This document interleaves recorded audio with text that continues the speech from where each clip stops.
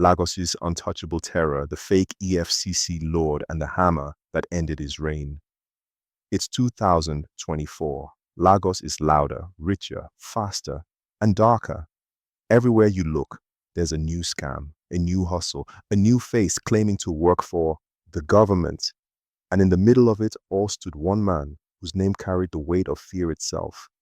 His name was Tunji Alasho, but the streets called him Alhaji Guy, a man who lived like a god, walked like a soldier, and stole like a ghost.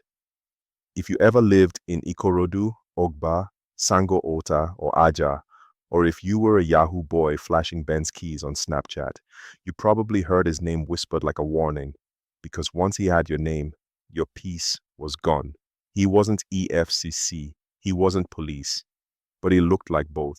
He moved in convoys, carried fake warrants, kicked down doors, and took what he wanted, in cash, cars, or silence. They called him Yahoo Boys Police, not because he protected them, but because he hunted them. He claimed to be cleaning Lagos of fraudsters, yet every raid ended with him richer and his victims broken. If you just made money online, maybe through crypto, forex, or the new romance scams, he'd know. He had informants inside banks, hotels, and even among real officers. Once he got your handle, he'd show up with a team dressed like EFCC, carrying files, handcuffs, and threats. And before you could say, "I can explain," you'd either pay him millions or lose everything. For years, he ruled that way.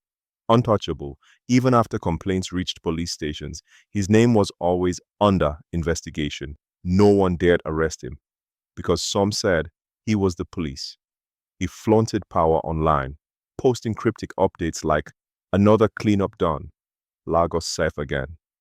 And behind those words were the cries of young men who'd lost everything. But power, built on fear, never lasts forever. In 2023, the story shifted. Rumors spread that he'd gone beyond intimidation, that his raids had turned personal, violent, and unspeakable. Several victims spoke quietly to journalists, saying he abused his fake authority in ways too dark to describe. That was when people began to see him not as a man, but as a monster. He seized lands in Alagbado, took over business, and extorted widows with forged papers. He had charms, politicians, and policemen in his pockets. He believed nothing could touch him. But then came the prophecy. An old woman whose land he stole looked him in the eyes one day and said, "You will not die by bullet. You will die by hands." He laughed. He thought it was a joke. Until April 2024, a clash broke out in Alagbado. His boys fought with local youths over land and extortion money. Gunshots rang out.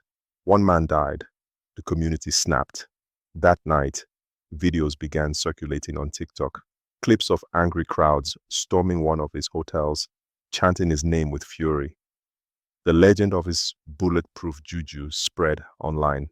They said he couldn't be shot, so they didn't bring guns. They brought hammers. They brought machetes. They brought rage.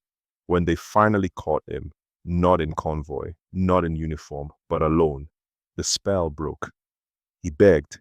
He cried. He shouted the names of officers who once protected him, but this time, no one answered. The hammer did. By dawn, the man who couldn't be cuffed was gone, and Lagos, for once, exhaled. Social media erupted. Hashtags trended.